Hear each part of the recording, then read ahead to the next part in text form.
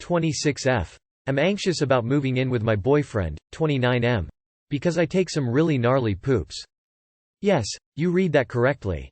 My boyfriend is an amazing guy that I've been seeing for over a year, and I'm really excited that he invited me to move in with him when my current lease is up at the end of April.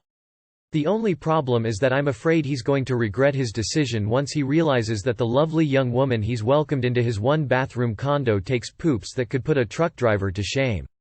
Really, I wish I was joking. But I'm not. My poops are much more fragrant than the average person's.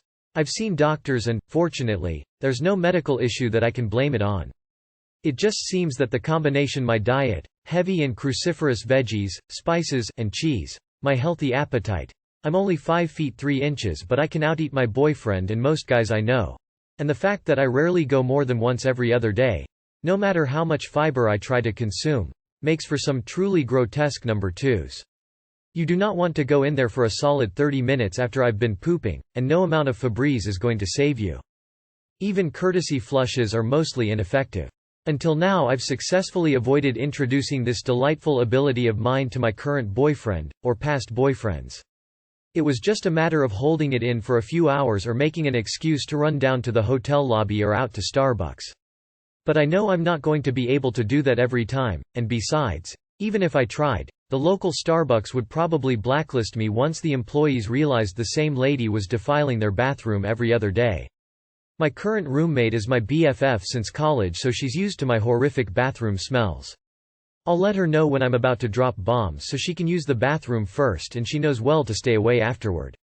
That system works well for us, but I'm not sure how to broach the concept with my boyfriend, who surely has no idea that his girlfriend is capable of olfactory war crimes. So, help me out here, Redditors. If you're a toxic pooper or in a relationship with one, how did things work out when you started sharing a bathroom? Do I try to discuss this with him ahead of time so he knows what he's getting into? Or just let him experience the shock and awe the first time he enters after me and take it from there? Too long did not read. I take intensely stinky poops and I don't know how to deal with it when I move in with my boyfriend. Buy the poop spray that you are supposed to use before you go to the bathroom. It works wonders for my roommate rolling on the floor laughing. A true shitpost. Hands clapping, best of luck. Your relationship is going to change in many ways after moving in together, and that will involve knowing many things about each other that aren't exactly flattering. It is what it is. If you're both mature about it, it will be fine, I promise. Turn the fan on. Use that poo-pourri stuff, double flush, blow out a matchstick after, and shut the door after you're done and you'll be okay. If you stay together long term, I guarantee you will both become acquainted with each other in ways you never thought you would. If he can't handle some stinky poop, how do you expect him to handle a period mishap and some bloody sheets? What about vomit when one of you inevitably gets sick? Diarrhea from food poisoning? Someone accidentally wetting the bed? Shit happens. You'll be fine. Listen, this guy is 29 years old. I'm sure he has realized by now that women poop. An exhaust fan in the bathroom plus candles to burn while you go will probably help the smell. They don't even have to be scented. The fire consumes the methane that causes the smell. But honestly, I think you're getting yourself worked up over nothing here. Lol. God forbid that a man realizes that human women poop exploding head. It'll be fine. Continue to courtesy flush. Use something like poo-pourri and let your partner know when it's time. At most, he'll make slightly embarrassing jokes about it and you'll move on. If this really becomes an issue for him, then he's probably too immature to be in a relationship anyway. Edit. Oh, and whenever you move, I suggest making sure that the bathroom has a window. It's the fastest and most effective way of getting rid of your distinct parfum rolling on the floor laughing. This made me literally LOL, cuz you seem to have such a healthy take on this. Look, shit stinks. We all discover this at an early age and we learn to cope. If it were me, I'd sit the fella down and pose this as a serious discussion. Hell, you may simply want to have him read this post. The humor you've shown can quickly diffuse the situation. Possible solutions are the sprays you use before going. Poo-pourri is a popular brand. Or you can keep a box of matches in the bathroom. Best of luck to you. In this order. A conversation about bathroom time, poop-pourri toilet spray, candles, and a good poop knife. Another suggestion is to flush as you poop so it goes down before too much stink comes out. My spouse abandoned me. Please offer me your wisdom, Reddit. I was married to my husband for 10 plus years. Married in my 20s, now in my 30s. I was naive about financial matters and trusted him to make all financial decisions. One day he told me that he was leaving. The very next day he moved to another state like I was trash to be discarded. I don't want to harp on all the ways that I feel wronged. I've got no family to rely on. I've fallen into a deep depression and I struggle to be independent. I know so many of you have had similar experiences. Please offer me tips that have helped you and share with me how you managed to move on with your life. Thank you, strong, resilient people of Reddit. Forgive me if I don't reply. You're married, your husband can't just leave you. Go consult with a divorce attorney about assets and alimony. Get a lawyer for the divorce. Seek alimony. He isn't your friend anymore. You need to look at things from your perspective, not from the perspective of the relationship. Start getting your shit together to see to your own self. Don't spend too much time feeling bad about being at the bottom of a pit. We all feel like that at one point. You've just got to start inching your way out of it. Get a therapist when you can. We all need an objective outside perspective to confront ourselves sometimes. Make sure you get your fair share of the assets. He can't just legally leave you destitute. But honestly, let yourself grieve the loss. Just don't stay there too long. Life continues op. You don't need a man to be complete and independent. I'm really sorry. Very similar thing happened to me. He just left. In my case, he left for another woman and just disappeared. I had next to nothing. Thankfully, I had a very good attorney who really helped me get what I could. At this point, you have to protect yourself and your future. One thing that helped is we put temporary orders in place until the divorce was finalized. So in my case, it meant he was required to pay for housing, utilities, insurance, etc. for me until it's final. This bought me almost a year of saving money on that end. At this point, treat him like a wallet. He's an ass for leaving you like that. You are worthy of so much more, and I can't wait to hear your success story on the other side. Depending on how long he has been gone, sue him for spousal abandonment. Divorce him. Get an attorney. Do nothing else until you've done that. When you separate from someone who you thought you would spend the rest of your life with, it is devastating. Try not to romanticize the relationship. It is true you might have good memories, but someone who truly cares about you would not just up and leave like that. If anything, when someone does something awful like that, it is a good thing because at least now you can heal and in time find a more caring partner who is less selfish. Lawyer and therapist and job. You are young and will bounce back in a few years. Learn from your experience so you don't have to repeat it. My husband cheated on me with someone on Reddit. I've been with my husband for 6 years, we have 2 beautiful children. He said he replied to a Reddit post to give advice to someone, but that person then started to message him privately on here. They have been talking on and off, so he says for a year. He went to meet this person for the first time in a hotel. They first had dinner and then my husband said he realized what he was doing was wrong and it didn't go any further. I found the hotel card in his wallet crying. He said he has no feelings for her and that she was like a friend. I believed him because the husband I know is honest, respectful, kind and understanding. I asked him why he agreed to meet with this person and that too in a hotel. He stated because the other person was very adamant and would not leave him alone, also because apparently according to her Reddit post she was suicidal. He's never done anything wrong to me, this is the first time. Our marriage was great, but then we had kids and everything was about them. We hardly got the chance to spend time with each other. Sex life just did not exist, but we had love for each other. I don't know why I'm writing this. Don't know what I want to achieve from it either, but I think I'm going mad in my head. I was about to leave him but thought of my kids who adore him and also because this was my husband's first ever mistake. I know I can trust him again and maybe this will bring us closer, but I don't know if I'm truly going to be happy because it hurts a lot. I believed him because the husband I know is honest, respectful, kind and understanding. And yet he has been anything but for the last year. Don't sweep this under the rug and forget about it. Don't minimize his actions. He lied to you. He cheated on you. He went so far as meeting her at a hotel. And he is likely still lying about the details. You may want to check out as one after infidelity to gain perspective on what reconciliation after infidelity entails. So he emotionally cheated for 1 year. Then cheated on you. Do you really think he booked a hotel room for nothing? He was meeting up with her to have sex. Did he let you read all his MSG? Lol, come on now, he booked a hotel room to meet up with another woman. That room was used. Edit. Ha, thanks for the wholesome award. Why didn't he tell you? That irritates me the most.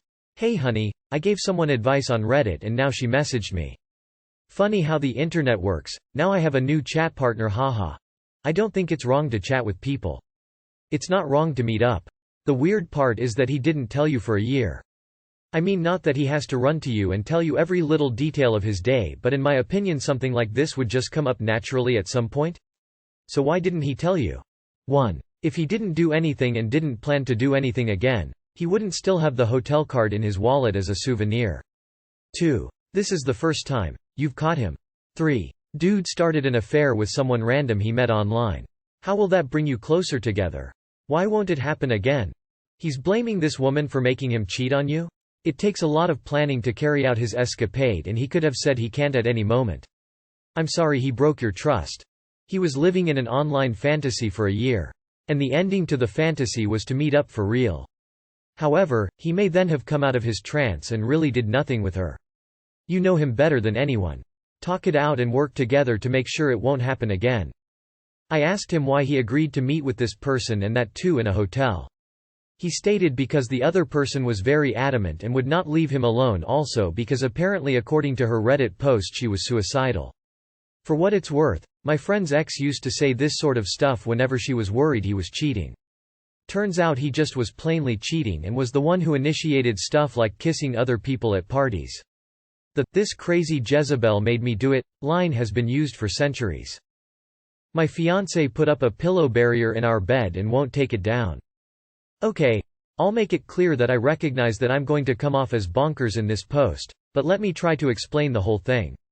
This problem goes back, way back. I'm almost 38, so is he, we're only 3 weeks apart. I'll call him Caleb for this post. Caleb and I met when we were 14 years old in drama club at a Catholic high school, so we have a lot of history. We have been together for 17 years, though we've known each other for 24 years. We're also getting married in 2 weeks, but that's not really relevant here. I've been a terrible sleeper all my life. It started back in high school when my family moved to another city and my room ended up being in the basement. I got used to sleeping in complete darkness and silence and being more comfortable on the colder side. Every sleeping situation I've had to deal with since then has been a downgrade in some way, whether it's too bright, too warm, or too noisy. I also hate the feeling of my skin touching itself, so I wrap my sheets around every limb, even between my fingers, to keep everything separated. Over the years, I've had to adapt to this by using the highest NRR earplugs I can find, putting up blackout curtains over all windows, and keeping the AC set to 66F or lower. I also buy oversized sheets to allow for the extra fabric yardage I need to keep my skin from touching itself. It's still not perfect, but it works for the most part. Of course, that means Caleb, as well as any exes, have had to deal my insanity as part of the package of being with me. I recognize I'm lucky to have landed a man at all, trust me. Even when my sleeping terms have been met, I'm still not always a polite sleeping partner. An ex once described my behavior as like a corpse in a washing machine. He was so frustrated that he also took a video of my antics one time to show me what I'm like, and honestly his description was accurate. A couple years ago, Caleb finally had enough of my crap and suggested we get separate duvets. We have a lot of Scandinavian friends for some reason, and I guess they told him it's normal for couples in their part of the world to have their own duvets, so he brought this up as a way to help bring some peace to our bed. I was a little sad since it would cut into cuddle time, but I agreed. At the time, we were sharing a full-size bed since that's all we could fit into our tiny NYC apartment, and we still slept pretty close to each other, so it wasn't so bad. We've since moved out to the suburbs and are enjoying a much larger living space and are now sharing our first king-size bed. While the upgrade has been great, it feels like I'm sleeping on another continent from him. Ever since getting our new bed, he has been much happier. He won't shut up about how much better quality sleep he's getting. Whatever, it's fine. A couple weeks ago, though, he decided to add a new feature to our bed. He stacked these 2 long pillows on top of each other and put them between us, like a stupid pillow barrier or something. Picture included. I can't help but feel a little offended that my own fiancé doesn't want to even look at me while we're in bed together. I told him I hate the barrier and I've knocked it over multiple times, but he just puts it back up each time and tells me it's here to stay. Caleb claims it 1. Serves as protection from my violent flailing limbs. 2. Acts as a sound barrier because evidently I also talk a lot in my sleep and sometimes I scream. And 3. Blocks some light that seeps in from our bedroom door that we have to keep open because otherwise our giant German Shepherd will lose her mind and make a scene. Last night I punched the top pillow on the barrier so hard the pillow flew across the room and Caleb had to get out of bed to reassemble the barrier, which really annoyed him. He wouldn't talk to me about any pillow barrier related topic for the rest of the night. Should I just drop it and accept this stupid pillow barrier as a part of my life now? I don't know my alternatives besides a straitjacket and maybe some type of face muffler. And for anyone wondering, we're still in love with each other and I'm not concerned about the integrity of our relationship. The sex is still great and that hasn't changed. We don't really fight or argue about anything, ever. I can't even remember the last time we got into a serious disagreement. On the spectrum of severity of relationship advice posts, I agree this is dumb. And #X200B. Edit. Okay. I get it. I'm a selfish monster and a deeply flawed, horrible person. I showed him this post and he got a good laugh out of me getting roasted. He appreciates your concern over his future following our upcoming marriage ceremony. From this day, the pillow barrier will forever go unharmed. I'm not out to ruin the guy's life. I just love when he holds me in his arms and the barrier gets in the way of that. Thanks all.